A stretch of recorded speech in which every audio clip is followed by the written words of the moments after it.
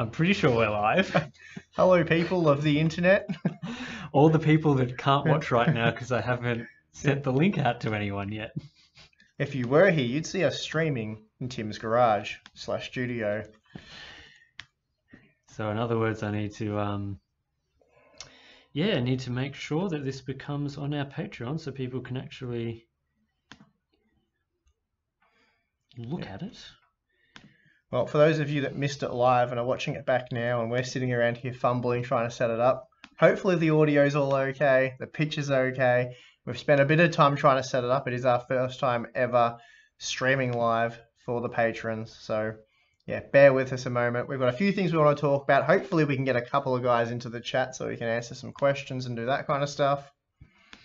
Hopefully. Tim's just making the post now. So yeah, we'll refine this process over time. Join us for the live stream. Yeah, have lots of fun. Please come quickly. I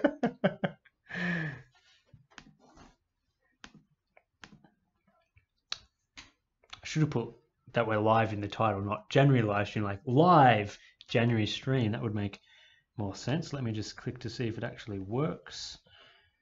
Seems to be working. We just filmed the Q&A, which we pre-record, so we spent an hour or so recording that. Tim's going to edit that tomorrow, and that'll be on the channel soon.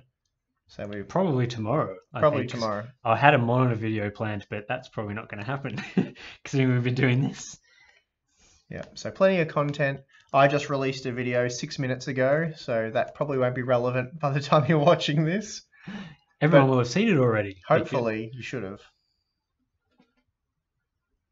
Lots of fun. So I think, yeah, I've definitely published that on the Patreon page. Excellent. You can tweet it out as well if you want. Yeah, we'll do that. So we've got a few things lined up that we want to talk about. We want to talk about the Spectre vulnerability and what's going on with all the drama there. Mess all around for Intel, possibly AMD. The new Coffee Lake Celeron. I think there was some Pentium, I'm not sure. Core i3 and Core i5 processors have leaked out news about them. They should be incoming soon. And probably talk about NVIDIA with mining GPUs and the fact that they're trying to make an effort to get them into the hands of gamers. So all the hot topics. All the hot topics. All the good stuff to cover. All right, I've put all that stuff out live. So yeah, I'm going to stop watching this, my own live stream. Don't need to see my own live stream. I haven't checked the audio on it. We'll just wait for someone to come in and say the audio's not working. I think, so this is our first time sort of doing any sort of live streaming, any sort of setup. We've got a lot of capture cards, a lot of cameras, audio gear. OBS is something we haven't used a lot of before. No, well, I've done none of it, so yeah, all new to me. So all new. I'll give you this so you can use Normally when I've done it, well, when I've been part of a live stream before, Brian's done it all, and I've just sat there relaxing, doing nothing. Oh, I was going to, hang on one sec.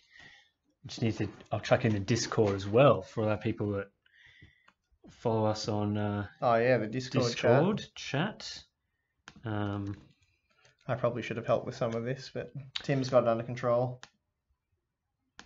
Yeah, I've got it all done.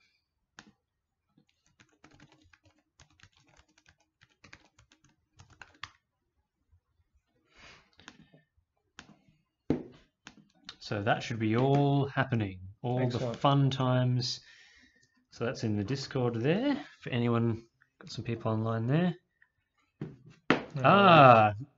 Barack Lasagna, which is just a great name. It's following us in the chat. So it's nice to see that our stream actually does work. So excellent. Fun times. You close the video on this one. I'll just reopen it because I can't see. Well, I can see the chat there, I suppose. Yeah, I probably won't mess around with this screen too much. Okay. Well, we could probably get to the news of these Coffee Lake CPUs out of the way. Yes, okay. So the 14th of February, they should be landing, which is good. Well, it's good because we should be getting motherboards with them. Yeah, these are the low end ones, or we're talking more about the 8-core ones that were also. No, these are all the low end. So it'll be lower compared to everything we've got. So we're getting the Celeron, Pentium, and then an additional Core i3 and locked Core i5 parts. So they'll be hopefully coming on the what is it? The H310. Have I got that right? Yeah, No, I think so. H370, and then you'll have the B360 chipsets. Yeah. They don't refer to them at all in here, but they're the motherboards that we're expecting, because we've seen some manufacturers accidentally leak model numbers and things. I think ASRock was one of them. So that'll be good, because we should be able to get some cheap motherboards, hopefully around $60, $70. And the pricing here is Australian, but it looks like the cheapest of the processors will be the Celeron G4900. That's 3.1 gigahertz. That'll be base and boost, because it probably won't have a boost frequency. Yeah. So it's pretty good. They're Celeron processors. They're dual cores with hyper-threading, I believe. Or is that only in the Pentium line? No. Oh, no, it does say, yeah. Oh, no, 2 cores, 2 threads. So no hyper-threading on the Celerons. the Pentium Gold, because they recently rebranded the Pentium line to Pentium Gold. And I think the Pentium, whatever the lower end one was going to be, their Atom-based, like... Yep. Yeah, so yeah, these are the Pentium Gold, as you said. They've got a 4 megabyte level 4 megabytes of cache. So not sure what that'll be. Looking at the specs of the other chips, that'll be combined. So that'll be level 2 and level 3, I think. Yeah, they're very cheap. If that's 64 Australian dollars, that's for 4 threads. That's that's pretty good. Yeah, because it's Australian, so it's not quite as good as what the G4560 was. I don't think they are clocked a bit higher though. So anyway, that's good news basically. I mean, obviously we need some motherboards. Z370 boards aren't particularly attractive with those budget CPUs, but yeah, we'll get those in. And then the Ryzen 3 CPUs and the new APUs will have a bit of competition. Yeah, aren't the APUs coming around that time too? Isn't it February 12th? I want to say 12th. February 12th. So that'll be a lot of testing for you. Fun times coming up. Yeah, that's going to be a brutal week, that. Yeah, I wonder if Intel will sample these out. No, yeah. I'll have to buy these. Hopefully, I can sort of wing something like what I did with the Core i3 8100 and 8350K, where I buy them from a retailer ahead of time through an agreement with Intel. So right, I'll actually allow that. That's interesting. Yeah, the local Australian rep did allow that, so that's how I got that. Wow. Yeah, quite timely. I think 2 days before they were to hit shelves, I was able to buy mine. So kind of sucks having to buy review samples to then review and give them exposure, but Intel never ever samples low-end chips. Yeah, which is actually something we were talking about in the Q&A, is that it's not just Intel, but a lot of other companies with all sorts of products just prefer to sample their high-end products. Yeah, they just want the stuff that sits at the top of the food chain and looks good, and then everyone just assumes that, oh, that model's really good, but I can only afford this one, so I'll just get that. Pretty much. And they don't really want you saying, oh, the Celerons that are 2 cores, ignore them, because they're only got 2 cores, 2 threads, so they're going to be pretty useless. I don't see why you'd really bother with them. But the Pentium models are good, and then... Especially if they're unlocked. Do you know if they're... Does it say? No, they're all locked, definitely locked. But you'd have to buy a Z370 board anyway to overclock them. So Intel likes to double dip on the overclocking front. The Core i3 8300, 3.7 gigahertz. I mean that sits in obviously between the 8100 and the unlocked 8370K, 8350K.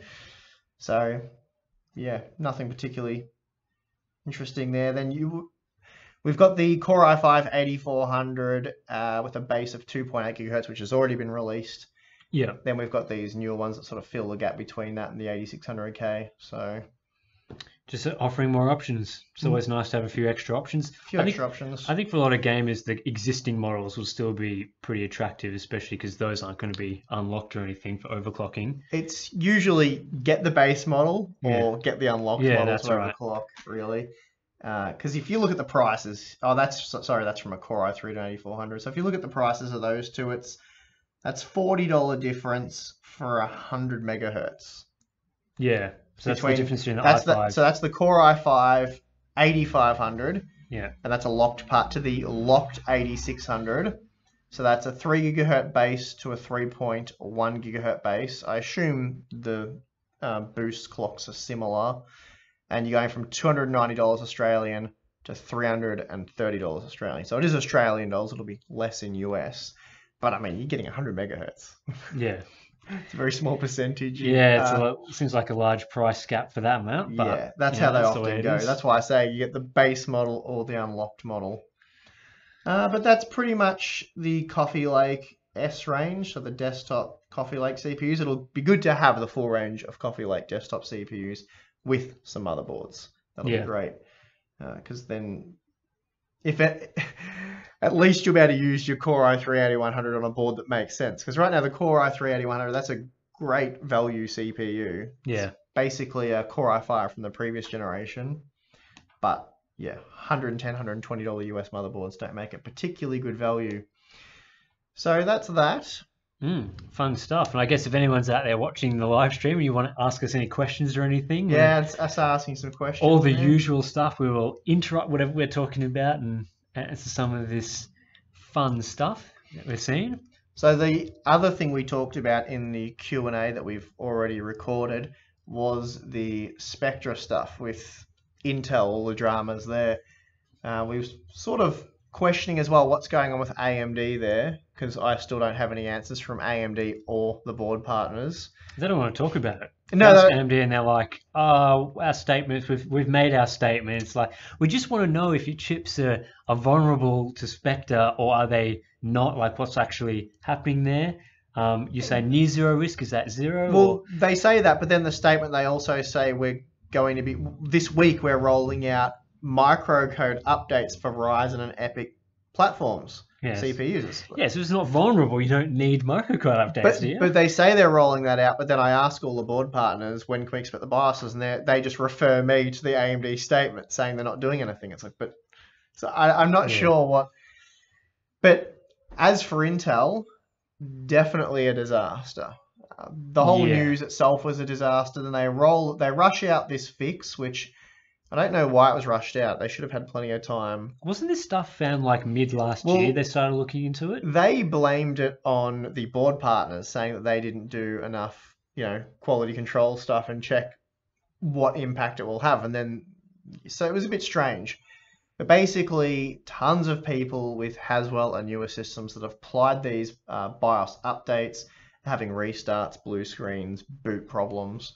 So what was already a massive, massive disaster has become an even bigger disaster. So they have now got the board partners to pull the BIOS updates. So all the microcode firmware updates, they're gone. The people that had them and had problems will have to roll back to the previous BIOS update, which can be a bit of a pain in the backside because sometimes some motherboards don't allow you to roll back, or you have to do... Yeah, it's funny that you're saying that because I had posted my video yesterday on testing the Spectre and Meltdown stuff on laptops. Yeah. And I wanted to roll back the BIOS to the previous version just to do some extra testing. And on the Dell XPS laptops, you can't. But the thing is, as well, at the same time, Dell had pulled the update because of this whole Intel issue. So the only update they had on their website was the previous gen. Yeah. So I was on a version ahead of what was on their website, and I can't roll back because the BIOS updates are blocked going backwards. Yeah. And yeah, it's just really interesting to see that as I started testing. I'm not surprised that happened. Yeah. So as I started testing, the BIOS updates for laptops are much more available. Or going back ages on every product, you can get them from Dell, HP, and other companies have got them all out. And then suddenly they're all gone, and you can't roll back. And it was in the middle of my testing. I'm like, oh, what's going on? Like I didn't experience any crashes or anything, but yeah, so it's just a huge mess. Absolutely. It's a huge mess for them at the moment. Absolutely. So the word is at the moment there is a new patch, obviously a BIOS update, and that is nearly ready for systems with the affected CPUs. So that means we're going to have to apply those updates. Hopefully there's no problems with stability there. Because they're only addressing, I think it's variant 2 with this, so they're not addressing variant 1, and we have to then re-benchmark everything. Yeah, that's right. Got to make sure that nothing's change, because Yeah. knowing this, I think as we start to get more patches, this is just a guess, I have absolutely no idea, but I think as they start patching more and more stuff, that we're going to see more and more slowdowns and performance impacts. I would imagine so, yeah. Yeah, especially as we start to go on the desktop platforms back and back to older CPUs and that sort of thing. There could be all sorts of problems that come up on those older platforms. So it's I want to do a lot more research, a lot more reading. Yeah, that's right. I see that Barack Lasagna said, "Did you see Linux Linus's comments on the Spectre patch?" And yes, I did. He's a funny guy. Yeah, very, very entertaining to say the least. But yeah, he goes hard. Whenever he has an opinion, it's always very about hard it. Yeah. So, well, TechSpot, the article written here, summarized it by saying he's pissed at Intel. That's a very dialed down version between compared to his email. But yeah, he calls the current patch utter garbage. I quickly read through that, but didn't really absorb it all properly. So I've got to go through that again. I don't think he said anything that concrete about it. Just sounds like he was ranting. Yeah, he seems to say some stuff about he thought the patches didn't actually resolve the vulnerability. That was interesting, yeah. And that we were seeing these performance losses that don't actually fix the problem. I mean, like we were saying in our video we recorded earlier, we're not security experts. No. We don't know how this, how the updates actually work or anything. But I think there's been some discussion that, Intel isn't really telling the full story with their patches and the performance impacts and all that sort of thing, because it seems like they're trying to mitigate the issue because it's big for them on the server front. Like forget the consumer stuff where everyday Joe gets 5% hit and a big hit in storage, but you're talking about a server where every last little drop of performance impacts like your power bills, the efficiency that you're running these massive server farms. And suddenly they're rolling out patches that nerf everything. It's like they're going to try and, do what the least possible they can to patch this while still keeping their performance as good as possible. Well, that's what I find interesting is if what Linus is saying, they haven't patched it properly because they're worried about guys like us benchmarking it and then saying, whoa, what's going on here, and showing how bad it really is. And so that is a concern there. But then he's saying, so there's the Google Retpoline, I believe that's how it's a terrible name. That alternative, which has almost no impact on performance, and that I believe is a Linux and Windows solution. It can be applied to either. I don't have concrete information on that. I don't know anything about it. It's definitely for Linux. Surely that method would, be applicable. So I just I don't know if they've got it's really confusing because if they've got a solution there, I don't know why Intel wouldn't be taking advantage of that. Yeah, I mean, maybe I've got to do more reading because there's something I'm not understanding here. Yeah, I think it's just, each of these teams have been working on their separate things. And I think, even if Google has this Retpoline thing that they suddenly come out with, like, Intel's got to go then and test this patch that another company's made and sort of validate it. And, I imagine that, if this has just come to light and they hadn't been working with Intel, that it could take a long time for them to check. I don't know why they wouldn't have been, but anyway. Yeah, I don't know. The whole thing from start to finish with this whole issue is just miscommunication and misinformation everywhere. Like there's so many things that are just so it's confusing at the moment. Well, I was thinking just yesterday about, because I read his email quickly. I was busy with organizing a lot of things, so I just skimmed over it all. I was thinking to myself, the whole big drama was that the register leaked this early. Yeah, and that's right. Intel were like, hey guys, come on, calm down. We were aware of this. We're fixing it. There's an embargo date on this when it's all going to be released. We're going to have patches and fixes. It'll be okay. And that was after CES. It's like, well, no, because all of that stuff was junk, apparently. It doesn't work and it creates all these stability problems. So they haven't been working on it for as long as it was with as much care, let's say, as perhaps they... So anyway, I want to do a lot more reading and research on this and really interested to see how it develops, where it heads, and what it does for performance. But we'll find out in time. Yeah. I've got a question here from Rob S. in the chat. My brother has a 3 gig 1060, 1080p 60Hz monitor. Seeing as everything is so expensive at the moment, what's the cheapest CPU to recommend to last 2 to 3 years on a Z370 board for gaming? Well, really depends on the type of games you want to play. The G4560, which isn't a Z370 platform CPU, but you can still play a heap of games on that thing. It's only 2 cores, 4 threads. And we're talking about a 1060 with a 1080p 60 display. So the GPU. Yeah, I mean you'll still get stuttering on like a dual core, obviously no go. A dual core with 2 threads, like those new ones that are apparently just about to come out. The Celerons. The Pentiums rather. Celerons are the 2 threads. Yes. So avoid the Celerons. Yeah. So the Pentium processors like the Pentium G5400. So that's $97 Australian. So I mean it's going to be pretty cheap in the US. Somewhere around the $80 mark, I guess. That would work fine for most games. Yeah. But then if you want to play Battlefield 1 multiplayer online and you're really serious about it. It says mostly plays games like City Skylines. Well, City Skylines is not particularly performance. City Skylines is a funny one because guys always say use City Skylines to test CPU performance because they're super CPU intensive. When I tested it, they hammer the CPU, but only a couple of threads. So like a quad core, I could be wrong. It could have been patched. I don't know. When I looked at it, over at least 6 months ago now, it didn't utilize CPUs very well. Like think Arma 3, worse than PUBG even. Yeah. So for City Skylines, you really want something that clocks high. So like your Core i3 8350K overclocked would work well.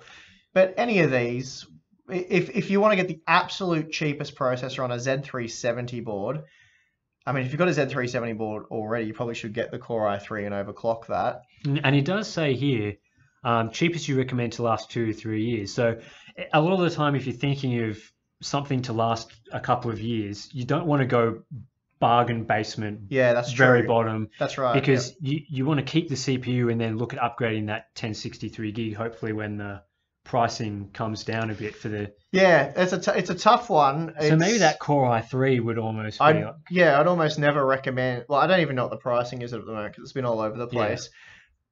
Yeah. And you have to buy a cooler for that as well. So... Again, it really depends. Like, if there's a dollar value, like the maximum they want to spend is only $100 on a CPU, then that kind of rules out the Core i3 stuff. I think it's either get the Pentium G5400, the 3.7 gigahertz when it comes out in February. When it comes out in February, or get like the Core i5 8400. Because that'll last beyond 2 to 3 years for gaming, no dramas. Especially as we start to see, a lot of the big AAA games at the moment are utilizing CPUs a lot better than they were 3 years ago. Yeah. Especially with the new consoles, and they're starting to figure out that. So, as we start to see stuff happening on the console front, it moves over the PC Eventually. Front pretty soon after. So all that multi-core is coming in big. So yeah, it's a tricky one to really answer. Yeah, but I think those are a couple of good options, I think, on the Z370 platform. Yeah. Yeah. So you got to work out, if you want to overclock, take advantage of having the overclock feature there, whether you go for the Core i3 or maybe even an unlock Core i5. It just, comes down how much you want to spend. Yeah. But they're all good options. They're all going to play the games anyway. Those sort of games. Yeah, that's right. So Rob said Core 8400. Yeah, that's what I would go with. Yeah, it's a good choice. That'd be my pick for sure. That's a good CPU. All right, so we've talked a bit about the Spectre stuff. Covered that. What was the other? Oh, we wanted to talk about NVIDIA selling GPUs directly to avoid the mining stuff, because this is... Yeah, we had a bit of an interesting discussion on that earlier. Yeah. Well... Their solution, as we understood, was they're just going to limit how many cards they sell to people. Yeah, it seems very unclear because if you haven't seen it yet, NVIDIA seems to have opened up selling reference design, like Founders Edition type cards, all the way down to the 1060, I think. Yep, that's right. Directly through their website. Previously, they only sold a couple of cards, didn't they? For the previous generations. Yeah, didn't they launch the 1070 and 1080 Founders Edition through their website? But I thought they kind of cooled on selling them. Well, I mean, I think they cooled on selling because they were charging $100 US over the partners. So, because previously they would launch like the 900 series, they would launch the card, they would sell that for a bit, and then they just sort of fade that out and stop doing it.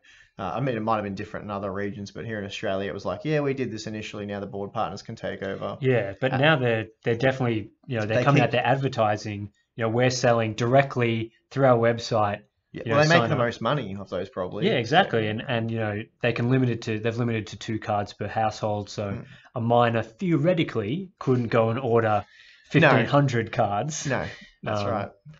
So yeah, it's interesting. It's an interesting solution, and it's interesting to see these companies try and work out these solutions because well, there's a lot more to it as well. Like we were saying earlier, what stops people from creating multiple accounts and doing multiple orders? And you had a few theories and ideas of what they might do. So you have to hope they're checking the addresses because if it is 2 per household and 1,000 accounts are ordering 2 all to the same address, you'd hope that they're onto that. They're onto that.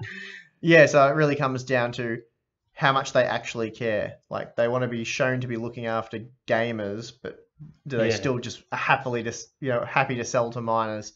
So yeah, I don't know if the guys in the comments have any suggestions or ideas on what they think Nvidia and AMD should be doing. AMD's a weird one. I don't know what's going on with Vega. Did you see all those messages I sent you yesterday about it? Yeah, you'd sent some messages saying that a board partner that... Yeah, I don't know if we should name the board partner. Well, let's not name the board partner. Just in case. But a partner company that makes GPUs said that AMD doesn't have any GPUs to supply them, so they can't make their custom RX Vega cards. That's right. So this company would have been late November last year. It was leaked that they have, or I don't know how it came out. I think it was leaked that they've got this new custom Vega 56 card coming out. And it was a fantastic looking card. I thought, wow, I'd love to get that because so many of you guys have been asking for a review on a custom Vega card because I keep trashing the reference models. And it's funny you say that. Even AMD, when I was recently in Vegas talking to them, they were like, "You guys have got to review these partner cards." It's like we can't get them, and you're saying that there's these performance. They were saying themselves that there were performance improvements with the it's all very bizarre. And you can't get them, and they can't even make them now apparently. Well, there's been driver problems with them, and I think ASUS pulled their model. Like a lot of guys got review samples, and they were told not to review them. So I should probably solve this battery problem. You get onto that. So anyway, last November, Tim's in. It would have been. Sorry, guys. Is that actually plugged in now? Yes. Yep. Yeah. So late November. Should we check that. Get this out. Late November. This company had their card leaked. It looked great, and I contacted them and said, "Could we please get a review sample?" They said, "Absolutely. We'll put you on the list." So that all sounded reasonably promising. Got to December. How's this sample going? Is it ready yet? Didn't hear much. They said they're still working on it. I emailed them early January. I didn't really hear much. They weren't willing to say what was going on. And then I think they're quite annoyed with AMD at this point because I emailed them yesterday and they just said to me flat out, AMD aren't supplying us with Vega chips, so we're no longer making a custom Vega graphics card. Yeah. And I was like, what? So I asked a few more questions, and they just said AMD can't provide them with Vega GPUs, so they're no longer making a custom Vega graphics card. And that I asked, is that for Vega 56 and 64? They said yes. No more Vega graphics cards from them. And they're a reasonably large partner, this company that I spoke with. So well known for sure. Well known. So I don't know what the situation is there, what's going on. It's interesting because Vega's well known to be the best for mining. So obviously they're very constrained there. A lot of people want them, but it strikes me as strange because if miners want them, then surely the partners are still able to buy GPUs because, GPUs need to, actually be made. Yeah. So these companies come out, they've got to be able to make the cards and then, the miners snap them up immediately. But at the moment, they can't even buy them to make their cards. And surely all this stuff's been planned for ages. Like each company gets its allocation of GPUs that then go to their custom design cards, and suddenly there's none. Like where have those GPUs gone? That's what I couldn't work out, because AMD aren't selling them directly like Nvidia does. I don't think so. Not Not. They do obviously have their reference design cards, but those are all pushed out through the. I thought so, through the partner channels. Yeah. So that's the weird. one thing they do have is their not Founders Edition, but their Frontier Edition. Frontier Edition. Yeah. 64, which is now been rebranded or something as a mining card. Yeah, I saw. But that still means there's still going to be a lot of other GPUs, surely. It's very strange. What are we looking at? UMAP prices. Yeah, the 8400's very expensive. Yeah, so I mean, to answer Rod's question here, the i3 down the track would still be a good CPU 3 years from now. It's not going to be, Well, it's a Core i5 from the previous generation, so it's a quad core, clocks well. The 8100, I'm actually testing the 8100 at the moment. I'm pre-testing it for the APUs coming up, and it's a bit of a beast. So, yeah, if you're looking at saving a bit of money, the 8400 at that price is pretty expensive, it's quite shocking actually, because the I'm looking at the wrong one, the Core i5. Yeah, that's about where I imagine it should be priced. I can't remember what the MSRP is for the 8400. It's very popular chip. 240 or something. Anyway. But yeah, I mean, I think the i3, we've seen from quad cores from ages ago are still very capable today. Especially when you've got a 3 GB 1060. That's right. I mean, if you were gaming really high end, then you might need that extra horsepower. But that'll be perfectly fine. You won't have any problems with that CPU at all. I really like the Core i3 8100. I think it's a great value CPU. It just sucks that we haven't got $60 motherboards to throw it on yet. But yeah, if you could throw that thing on a H110 board, oh that'd boy, be beast. Had to be so good. Yep. Any guess why it's so difficult for AMD to supply Vega chips, though? I don't have too much insight on how yields and things are going. It's a big, complicated GPU. But I don't. There was supply issues even before mining with Vega, very difficult to get them at launch. So I mean, they're obviously relying on TSMC, isn't it, to build their chips, like same as Nvidia? No, Global Foundries. Yeah, because I was hearing recently that TSMC, a lot of their capacity is building mining specific ASICs. Yeah, which is really interesting. They're making tons of money currently off their more than Nvidia in capacity on these mining cards for Bitcoin or whatever. So well, I haven't done too much research on the AMD Vega supply and stuff since. Yeah, but it's a huge chip, and obviously they're going to have a lot of problems manufacturing them. Yeah, I mean, the other thing, dare I say it, it's just not that appealing to buy a Vega graphics card for gaming. Is that fair to say?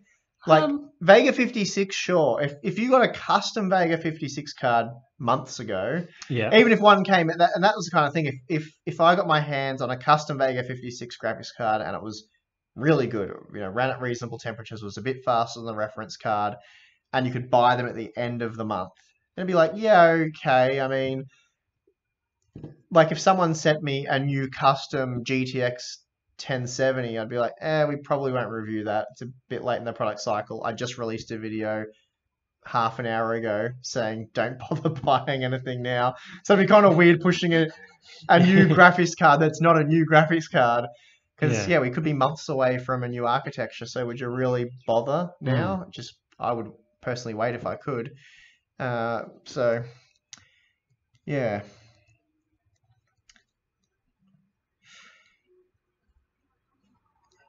Cool. Well, what else have we got to move on to?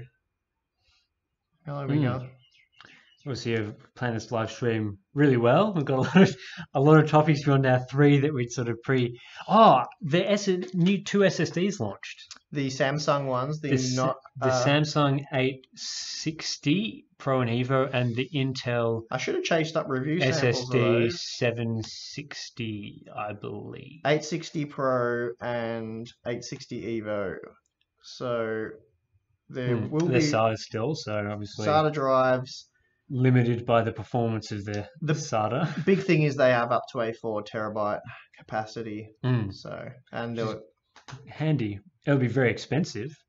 But yeah, I just made a 1 terabyte SSD for benchmarking, so I can run on laptops and stuff. Just an external drive, chucked a 1 terabyte SSD I had lying around into it, and I was thinking I'm almost using up all the capacity on it. Like I'm about 100 gig off, and I was like, oh, wouldn't it be nice to buy a 2 terabyte SSD? I looked at pricing, and it would cost me like $800 for a 2 terabyte. What was the MX500 at in Aussie dollars? Did you have a look at? I was just looking at just Googling 2 terabyte SSD in Australia. It was like fairly expensive. Well, I use 2 terabyte drives for my test systems, and I got them over a year ago from Samsung, and they were 2,500 Australian dollars when I got them. Yeah, that's heaps. So yeah, that's heaps. I would like to upgrade to the 4 terabyte so I can have a few more games installed. Because all the games I own fit on a 3 terabyte hard drive, but obviously for benchmarking we don't want to use hard drives because they're slow. So yeah. Yeah, you definitely want it on SSD. Yeah, okay. So 730 is the lowest MX500 2 terabyte Australian, which is a lot. Yeah, it's a lot of money. So the 4 terabyte one's going to be thousands. Obviously, even though as you go up in capacity, they gouge you a bit more each time. Yes, definitely. So it'll be interesting because that's really the selling point. I would have thought of this line is the capacities being high. Yeah, there's not a full price breakdown here, so I'm not sure what they're asking. So pricing starts at $95. I assume that's for a 250 gigabyte version. There are reviews out and stuff. We kind of dropped the ball on that one. So. We're too busy doing all the other stuff. Too busy doing other stuff, but yeah, I'm doing a lot of groundwork for the APUs, so you're going to have a lot of really good data to compare to there. So I'm doing the G4560 with some entry-level stuff, the Core i3-8100 that we spoke of. I'm testing the integrated graphics in that. Then I'm testing some discrete entry-level GPUs. Heap of testing. I think I've tested about 11 different configurations in about, I can't remember how many games, 8 or 10 games. So at 2 different resolutions. So I've got 720p and 1080p. Nice. So I've been working on that for about a week. A lot of content coming out there, I reckon. Well, yeah. Seeing a lot of comments as well about them. They're fairly interesting because what I found when they're announced that really struck me is they're replacing existing parts. Yes, yeah. And they're cheaper than those parts. And they're clocked higher, and they have a GPU in them. Well, I think that's because they're laying the way for the second gen Ryzen. Yeah, parts. I think that's true as well. Which is interesting. There's going to be that little bit of time overlap, where it won't make sense to buy any of the quad core Ryzen parts except for the APUs because they're just straight out. That's right. Yeah. Without knowing their performance, obviously, but yeah, but you're right. The quad core Ryzen 5 and Ryzen 3 CPUs, there'll be no point buying them at all. So, and that's, again, like the video I just released 40 minutes ago. Yeah. Where I was saying you really want to hold off probably buying right now if you can, because we've got new CPUs, new motherboards, and potentially new graphics cards coming. Yeah. So, it kind of... Like, if any of you had seen some of my coverage on the Ryzen mobile chip, basically that Ryzen 5 2500U is very similar to the Ryzen 3 2200G. It's the exact same Vega 8 GPU, so 8 compute units. It's clocked at the exact same frequency. So if you saw those videos on playing games on some of those integrated GPUs, obviously the CPU on the mobile front and the power target and the thermals is very different. But that gives a good sort of, at worst, this is what it's going to be. And hopefully it'll be a fair bit better. What was the memory configuration, the system memory? They were only using DDR4 2400 and also... was it dual channel? It was dual channel. Okay. Yep. But obviously it's unlocked on the desktop front. You can't really overclock the Ryzen Mobile. And there's some other issues like the amount of memory allocated to Ryzen Mobile on the NVX 360 is quite low. Yeah, okay. So there are a few things to note that it's not exactly the same, but the baseline hardware of the Vega 8 GPU is exactly the same. Yeah, well, I mean, it gives us a good indication for sure. I'm interested to see if there's been any changes to the integrated memory controller on those chips. So what sort of memory frequencies can we expect to run at? Obviously, memory is really expensive now anyway, so even if it ran at, 3600 or something like that, which I'm not expecting it to, but if it did, it's kind of like, it's really expensive memory. So I think they had a slide in their presentation where they were showing that it could at least run at 3200. Well, that's good. That'll aid it massively from 2500. Well, they're even showing, because obviously they're overclocked. I mean, they're overclock supported. They were showing these charts of like the GPU performance you can gain from like moving from the stock speeds to like faster memory. That gave. I remember that slide. Yes, that and was then big. As well, the GPU can be overclocked massively. Was it 35% they were saying? Up to like 40. They were saying more than 40% with fast memory and the GPU overclock. Wow. Okay. No CPU overclock. Yeah, that's huge though. And they were saying like they're going to be at least 40% faster than Intel's. Yeah. Well, they were saying like 400 megahertz overclock on the GPU is like fairly reasonable for the APU, which is huge because it starts at like 1100 megahertz. Yeah. Well, that's because it's Vega, Yeah. and they've obviously clocked it down low because it's more power efficient. Yeah. But for guys that are willing to strap on some extra cooling and give it a hard time, it should be pretty good. They're showing very decent clock speeds on the stock cooler, which was impressive.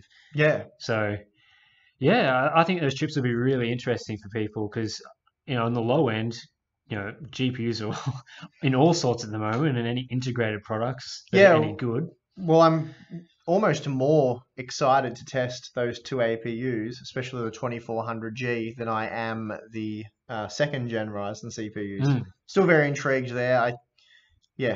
I don't know what to expect there. I don't want to hype it up too much and get disappointed. Yeah, because obviously we don't have any concrete details on Ryzen 2. We know what they've said publicly. Faster clocks. We're having a new platform. It's not a different architecture, but it's like slightly enhanced Zen Plus. It's not Zen 2. Yeah. So die shrink. So all that stuff. But I don't really want to speculate too much. We'll just wait and see. But I mean, a 10% boost would be great. So we'll see. I think a lot of it will come from moving down to 12 nanometer will bring higher clocks. That will give some important boosts. I think. Yeah, we're definitely going to see a performance increase and performance per watt increase. Yeah. Well, there's no point in them releasing a slower CPU. Hopefully not. Which would be quite an innovation for a company. Well, we're replacing our old fast CPUs with this new slow one, and it's better than certain companies have promised 5 to 10% performance gains, then released it, and there's been zero. And won't name those companies. Won't name those companies. They have an x86 license. You can probably work out who it is. Come on, guys, ask some questions. Bulldozer. Those were the bad old days of AMD. At least we've got some good products in there. Obviously on the CPU side at the moment. Yeah. Good old Bulldozer. We talked about Bulldozer very briefly in the Q&A that you'll see tomorrow. But people keep saying to me, should I buy a Bulldozer CPU? Are they good? They're quite cheap. Should I get one? It's like they were never good. And guys get upset when I say that. I'm just being honest. They weren't good. Yeah. But anyway.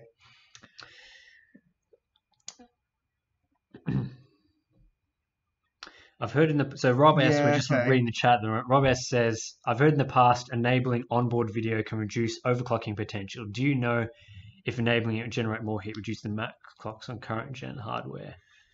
I think certainly for really high-end overclocking, like liquid nitrogen, they disable it. If you're going absolutely stupid, they disable a lot, like things like onboard audio and stuff like that gets turned off as well. Just everything to put all the power in. But I don't think... It's also confliction, it can upset the overclock.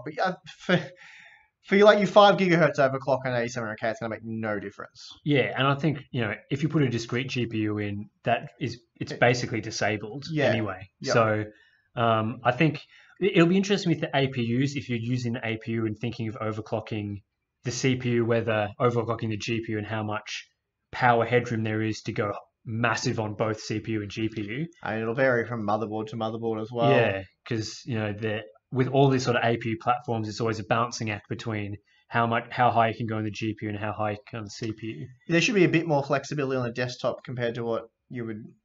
Yeah, that's right. I mean, on mobile, it's like there's no headroom for anything. No, the cooler's already sweating. Yeah. And the power is like limited as everything. Like 15 watt for these APUs is crazy. I saw someone commented on your video saying, "Oh, this is really disappointing, this performance. I was hoping it would be at least as powerful as a GTX 1050." And I'm like, but the whole APU has a 35 watt power envelope, and that thing has like a 75 watt, so it was never going to happen. They're like, oh yeah. It's not even 35 watt, it's 15 watt with 25 watt up. That's 25 watts the highest you can run it at, and that's over CPU and GPU as well. Yeah, it's very impressive. And I've also seen a lot of questions about the Intel plus Vega stuff, and people being like, is Ryzen Mobile going to compete with Intel plus Vega? And I'm like, Intel plus Vega is a 65 watt or 100 watt APU.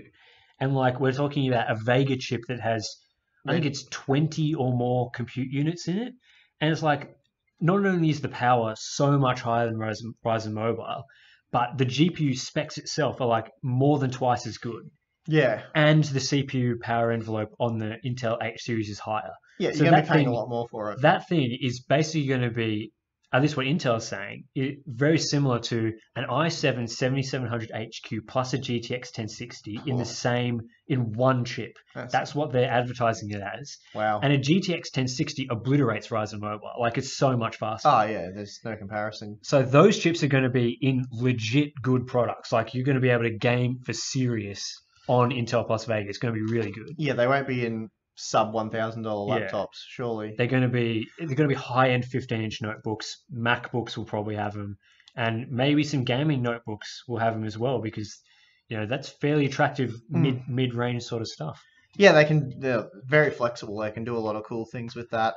I think the possible problem with the AMD APUs and the laptops is just that they're not cheap enough.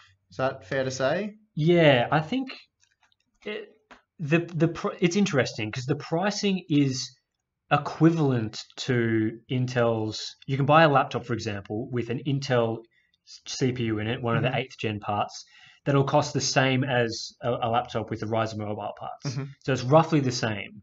And in that situation, it's great value because it's faster, similar on CPU, faster on GPU. But then there are plenty of laptops out there that add $100 to the price. Yeah, this is the problem. And have an MX 150 in it. Yeah. So we have these 15-inch notebooks that are equivalent in price roughly to Ryzen Mobile that have got an MX 150 in it. And an MX 150 is faster. And when you put it with the Intel CPU, you suddenly got a really attractive proposition. And from my perspective, as good as Ryzen Mobile is, I wouldn't recommend it over Intel plus MX 150. So what's the power consumption difference between the discrete option with the APU? Yeah, so the 8th gen parts are 15 watt. So the CPU part could go up as high as 15. Yep. But obviously the GPU, I think, is 25 or 35 watt. Okay, so it's fairly similar overall then. Yeah, so obviously the CPU, like on Ryzen Mobile, for example, almost all the TDP headroom goes to the GPU when you're running games. So again, the Intel CPU is not going to be needed to be run super high. So it's not going to be hitting 15 watt all the time. So and from what people have been saying, it is similar in power consumption. People that have tested. Sounds like it would be, Yeah, so the advantage there, again, it's probably slightly higher on MX 150. But again, what AMD really needs is either a higher end chip that can compete with MX 150. Potentially that's the Ryzen 7 chip, potentially. Yep. Or getting it into these, and I've been saying this so many times, get into those 13-inch notebooks that don't have discrete GPUs in them, because then it's really good. That's their market right there for sure. And again, like another problem that you mentioned, the pricing, is that like these chips are seen in all sorts of price points, like from their mid-range entry-level stuff all the way up to high-end, like ultra boards like this Dell XPS 13 we've got over here. Like this is what a Ryzen Mobile would be in eventually, something like that. But right now, there are so few Ryzen mobile laptops that the only one we have is not, it's a mid-range product, but it's not super cheap. So it's not competing with the dirt cheap Intel plus discrete GPU laptops. and it's not at the high end, so it's not giving you all the features that you get in this something like an XPS. So it's just not at the right point Yeah. for that product. And I think it would be possible, and I've seen some products that are coming out from companies like Dell in the Inspiron Yep. range that will be much lower end products with Ryzen Mobile in them. They'll have like hard drives as their boot drives. Okay. So you're talking like entry level with Ryzen Mobile, and they'll Yep. come eventually, which will be good. And yeah, Barack Lasagna says Ryzen Mobile would be great for the Surface Pro. Yeah, if they can overcome the heat issues, I think Intel in those Surface Pros, they don't push the TDP super high. Because, for example, this Dell laptop is a 15-watt CPU, but it runs at 25 watt on battery. Okay. I mean, on Power. Mains power. so they've gone with the higher configuration, and you can also go lower. And I think on the Surface Pro, they definitely don't hit the high. They don't use the upper TDP. They definitely keep There's to. no way. So, I mean, Ryzen Mobile would be great, but they'd have to overcome some of that heat stuff, I would think. It's a very, very compact machine. Yeah, well, we touched on this again in the Q&A that we did. I think it's really, for AMD, a lot of it is just laying groundwork. Yeah, it's So- getting them out, getting products out there that people want to buy. Well, it's good enough now that they're worth buying. They're good Yeah. products. They're Ryzen plus Vega equals good Yeah. product. So they've just got to start making up for the ground lost over the bulldozer Yeah, pretty much. era. And then when you sort of get the second generation, then we get Ryzen 2. So, the next generation, the next step, stuff like that, they'll have those connections and those channels, and we'll start to see really good products Yeah. straight away instead of, like what we've seen with these, you get one laptop after how long. And I mean, Vega 56 and 64 was kind of a different issue because that's Yeah, I mean, production that's more problems, production, I mean, this is something I was almost going to do a video on, but decided not to in the end. But that Ryzen Mobile and the HP Envy X260 is really buggy. Like, there's a lot of problems they need to solve through drivers. And AMD told me that some of the more recent laptops that are coming out, like they will be coming out this month, for example, will have newer software stacks that'll fix that. But also AMD said that they're really excited about some of these designs that are coming out that'll be really competitive on the high end. So obviously they think that they're getting this chip in good products, but they're just not released yet. Yeah, I mean, apparently I'm going to get a Lenovo 13-inch laptop that's got Ryzen Mobile in it shortly. So we'll see what that's like. That'll be good, but yeah. fingers crossed. I mean, that's all you can really do. Like, Yeah. hopefully it eventuates and we get to review it and it's good and you can buy it. Yeah. But It's often that doesn't happen. it's a bit difficult at the moment. Yeah. Rob S says, can you recommend any freeware benchmark software? Have you used Value Up looking for something different? You can get PC Mark and 3D Mark for free. You can use that, download that from their website. You can run most of the tests. You can't do like the battery tests. Yeah, I don't. You can't run some of the extra 3D Mark Firestrike tests, but all the basic tests in both PC Mark and PC Mark 10 and 3D Mark, you can all get that for free. A lot of the tests we run are all... I was going to say, I don't have much expertise on the synthetic stuff. I don't run any synthetic benchmarks. Yeah. I'm trying to think of good games to benchmark that are free. There's probably something I'm completely forgetting about, but surely there's a free-to-play game that has a built-in benchmark. I don't know. I'd have to go through my catalog of games and have a look. Yeah. I mean, on the productivity side, almost everything is free. There's loads of apart from a few Adobe and Microsoft stuff, everything you test is basically free.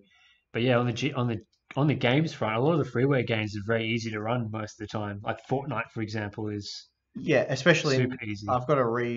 I've retested Fortnite with this APU benchmark I'm doing because they've actually improved performance a bit there. So that's right. Yeah, I might have to relook at all that. Yeah. So and then talking of games, we've got which all the guys I'm sure have seen the Far Cry 5 PC requirements. Let's have a look. I haven't seen this yet. You haven't seen it? I saw the game running at AMD's event. Oh, did you? It looks awesome. Like Wow. the game itself, give or take whether you want the gameplay, but visually it looks really good. Like Assassin's Creed Origins style. I'm pretty sure it's using a similar engine Yep. to that. Or I think that Ubisoft has got a couple of game engines, and it might be a different fork for Far Cry than Assassin's Creed. I'd have to check that. Yeah. But it looks really good. Like visually.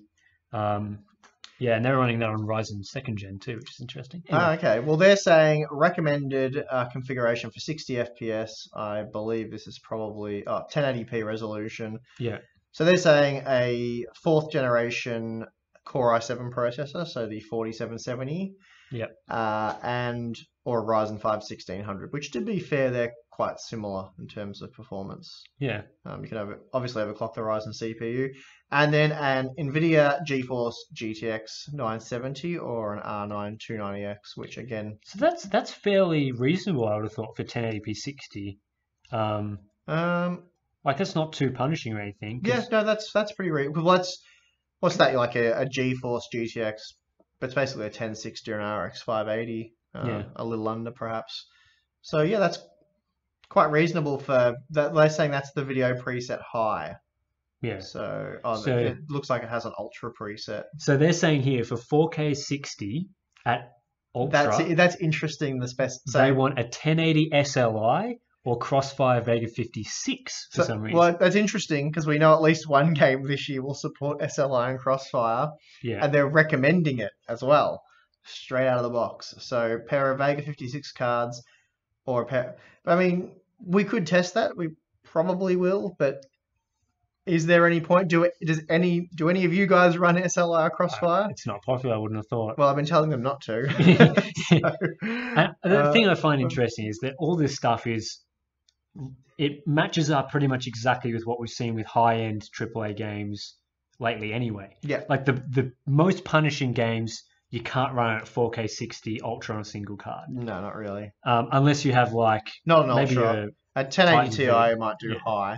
Maybe, yeah. And from Ubisoft AAA games, they tend to be visually stunning and hard to run. Like, not poorly optimized, because I think lately they've been okay, I would think.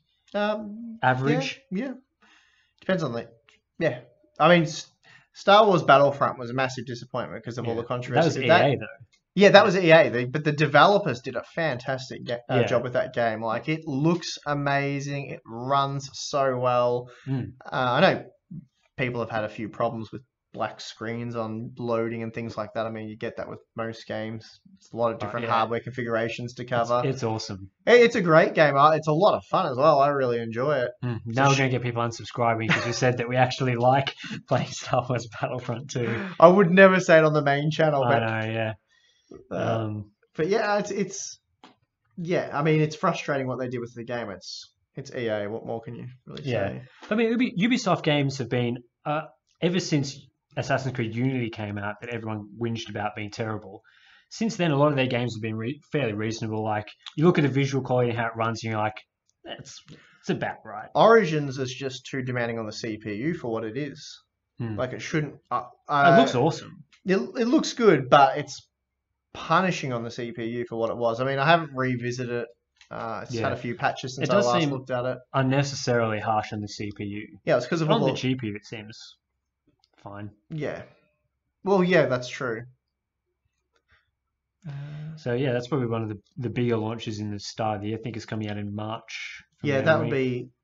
Yes, that's right. There's a couple of other interesting ones coming out. So games that we'll be looking at. So that should be after Ryzen 2nd Gen comes out. Yeah, March 27th. Yeah. So that'll be. We'll definitely do. I might do a Patreon behind the scenes video on that one. Yeah. That'll probably be a 16-hour benchmark session. On our Far Cry. Yeah. The Final Fantasy 15 benchmark comes out on February 1st. Cool. I don't know if that's worth looking at or not, though. Yeah, isn't Final Fantasy 15 coming out on PC if it hasn't already? Mr. Lasagna said February 1st. Yeah, the game is coming out in full on March the 6th. Oh, okay. So this is like a demo benchmark Yeah, thing. yeah. Okay, I'll have a look at it. So just looking at the first quarter games, it was sort of exciting about because we're already halfway through, or most of the way through January at the Yep. moment. I think some of the big ones that are coming out in February, not Okay. much. I've always been excited about Kingdom Come Deliverance. Have you seen a lot of that game? No.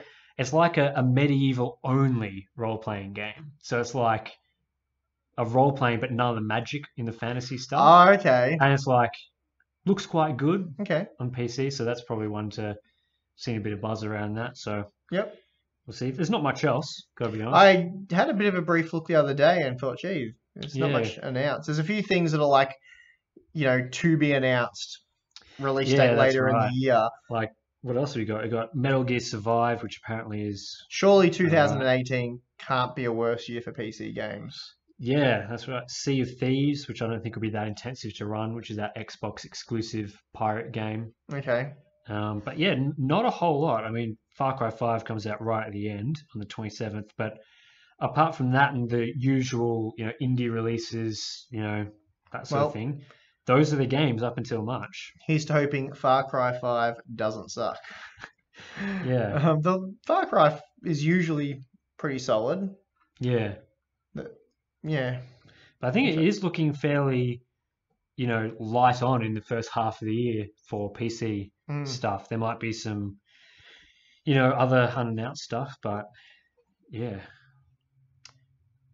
There's the new Metro game as well, and that's Yeah, coming out this year. sometime. I think that was Q4, it says on Yeah, this there's list. there's a few games I saw that were Yeah, and obviously there's a few more console games that will be coming out, but that doesn't really don't really care too much about that. yeah.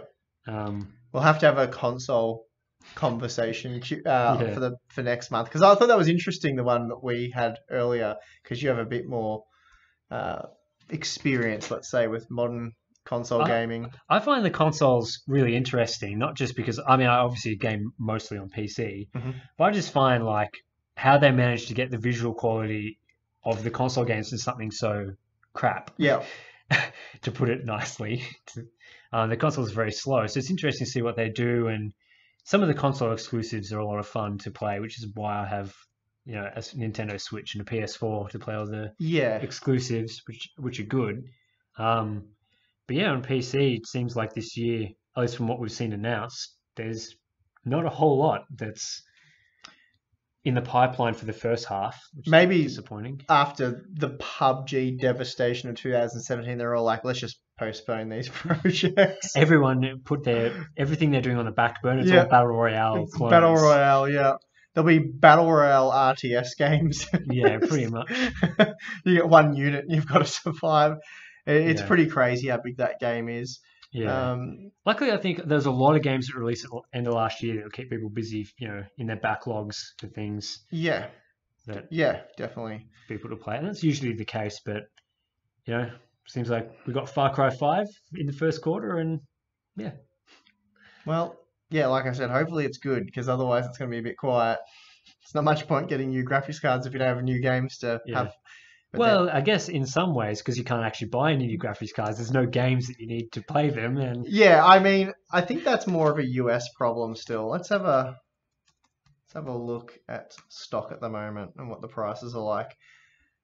Because I was thinking of doing a follow-up video about that, because in Europe, Australia, a few other countries, we're just not seeing the price gouging that they're seeing over in the US. Yeah, right now on PC Case Gear, you can actually buy GTX. There's some GTX 1060 models available for so there's 370 US. So that's a 3 gig model for 370, and that's a good price. Yeah, that's reasonable, that's regular for Australian dollars. Yeah, and they're multiple. Yeah, 6 gig ones for 430. Actually, there's a. I should have right there. Hang on, I'm gonna make this so it's a less of a mess. There we go. We don't have screen sharing for our live streams. We'll have next month. It's going to be a new feature. 3D GTX 1060 X2 3GB, $339, so $340. That's pretty good. And then the 6 gigabyte models start at $430. And there's 1, 2, 3, 4, 5, 6, 7 models in stock, and there is 3 models out of stock. So That's not a problem that the US was seeing. Not yeah, nearly the same. So I noticed that I think it was the GTX 1070s because they are a hot mining card. They were all sold out last time I looked. yeah, I did notice that some of the high-end cards were still in stock at around there. Yeah, so Yeah, so 1070s are all sold there's out. not a single 1070, but I mean, you can get a 1060, so that's a pretty good card. I know I'd probably buy a 1070 Ti anyway, and they're all in stock. Yeah. Well, Almost almost. all of them. The There's- cheapest there's- ones are out of stock. But Yeah, there's one there for 770. yeah. So, I mean, It's not as bad here, definitely. no, you can definitely build a gaming PC here. And shout out to PC Case Gear as well for keeping the cards in stock because they're doing a service to the Yes. gamers. Yeah, and those guys are very much against price gouging. Yeah. So I kind of quizzed them on that. I'm like, why do your prices not go up when you run out of stock? And they're like, no, we don't do that. It's like, oh, okay. They were pretty Yeah. serious about it. Like they, Because it's only the retailer that is making money once the cards go out of stock and they hike the price. yeah, that's Because right. they still buy them for the same price from the Distributor manufacturer manufacturer. and the manufacturer buys it for the same price from AMD or Nvidia to make the chips. So Yeah, it's only the retailer that benefits from the price hikes. So yeah, it's a bit disappointing for the card makers, I would have thought, but yeah. Well, I suppose these guys, spoil their reputation if they price yeah, 'cause gouge. the price gouge and and a lot of the problem as well with people looking on Amazon or Newegg in the US is that it's a lot of the third-party sellers that have these really expensive, like $2,000 cards. So you go on, you see like all the Newegg and Amazon provided stock's gone, Mm. but you still see that $3,000 price from a third-party seller, and it seems like Amazon's price gouging whatever, when often it's the third-party guys. So Yeah, that's right. yeah, but I think we've done this for about an hour now. I think we're pretty good. I just quickly wanted to check. I'm hopeless at using laptops. Should have got you a mouse. Yeah. Make you a bit more familiar. I just wanted to have a look at the Vega. I'm assuming these are all out of stock. Yep. They got So- one card. Something's going on there. Yeah. Something's up with Vega. Vega 56 and 64. Something's going on. Similar to what we were talking about earlier on the stream about Yeah. them not even selling I don't know. It's like they've stopped making them. which is odd because it's literally their only card in that price Well, bracket. they're only listing one model now, and it's out of stock. Yeah, very very strange. So we'll have to. Something's going on there. Yeah, they're still making the 580 though. You can, The 580's in stock. but maybe they're having some problems with Vega. But Something I'll have to strange. see that for Something's later. treachery afoot. Something is very strange. dodgy, right? Something's very Yeah. dodgy there. That's So- strange. AMD's not telling us everything. No, well, I noticed Newegg has no stock, so that's US. PC Case Gear in Australia has no stock. No one seems to have any stock. There was none really. There was a There's couple no listed. models. Like one model is not. Yeah, that so yeah, I'm not sure what's going on there. And then a partner tells us that they're not getting any GPUs at all, and they're a fairly major partner. Yeah, And they're telling them AMD is not supplying GPUs at all. So it's weird. something going on there. But anyway, as you say, no more questions. We're pretty well at the end of this. I'd say so. I think it's been fairly successful first live stream. We haven't had any, as far as we know, technical issues, except Yeah. for the laptop that I didn't plug in properly. Yeah. Well, I'm going to help Tim build a screen here because you can probably hear a little bit of reverb, a little bit of echo Yeah. off the steel wall there. It's been a big work in progress in here because this room that I am set up as a studio, which is just my garage, is a lot, like it's much bigger than what I was using previously, and there was nothing on the walls or anything, so it echoed so badly, and there's been a lot of work to put up panels and stuff to prevent that. But once we get this done over here, and we'll be making some more, I'll be making some of our exclusive behind the scenes videos for Patreon people as well, going through some of this soundproofing stuff because it's interesting to see how much you actually need in a room and how much stuff you need to fill a room with to get it to sound good. Yeah, you don't want too many hard, flat Yeah, surfaces. hard flat surfaces are just the worst. Yeah. I'll just quickly, Rob S. said, do you think retailers could be putting them on eBay instead? No, I don't think that's the case because they have no trouble selling them at their own store, and it's like 10% eBay take.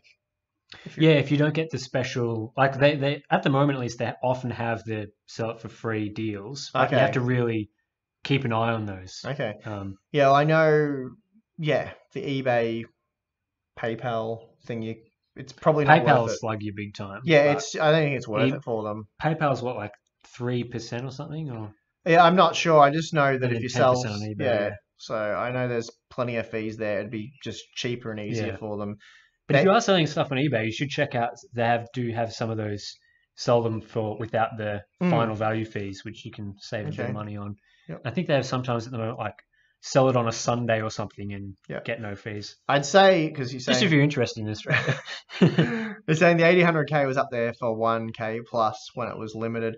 I would say that's more likely people are just buying them and selling them. Yeah, Like you see that often, like when the Frontier Edition was first launched, AMD only had X amount of cards and they all got snapped up. People who bought them were like close to doubling their money on eBay. It's just crazy. A lot of people as well, like they don't even have the chips yet. They've placed their order and they're being shipped to them and they've already put them up on eBay at the inflated price so that as soon as they come in, they can be really early on eBay with the inflated prices and then they can ship them out as soon as they get them in. Yeah, so it's just price scalping. It happens with everything. Every industry gets this sort of stuff. Definitely. Cool. Right, I think that will close out our first live stream. Well, thanks for watching, guys. Hopefully it was all right. And we'll work on making it better each month. Yeah, hopefully it was interesting. That's what I think. People can sit back and hopefully the people who are watching this as a recorded session get something out of it as well. Because, definitely. I think we know in Australia it's really awkward to come up with a time that suits us and all of you guys as well. So let us know what time you'd prefer to watch these sort of things at, because we've done this at 5 p.m. when we normally post our videos on the YouTube channel. We just did that because we can within reason we can pretty much do this at any time, really. Yeah, I mean, it just depends. I mean, let us know in terms of the timing, because we want to make sure that all you guys out there that support us on Patreon, and have specifically given us the money for the live stream tier or whatever, can get on board and check it out. Yeah, well, like I said, we want to keep making it better, that's for sure. We'll get some stuff on screen, improve the audio. Should be nice. Have plenty of research topics next time. Yeah, so all right. We didn't want to start off too good to begin with. That's right. Ease them in, room for improvement. Make it seem like we're doing stuff. All right, guys. See you next time. See you later.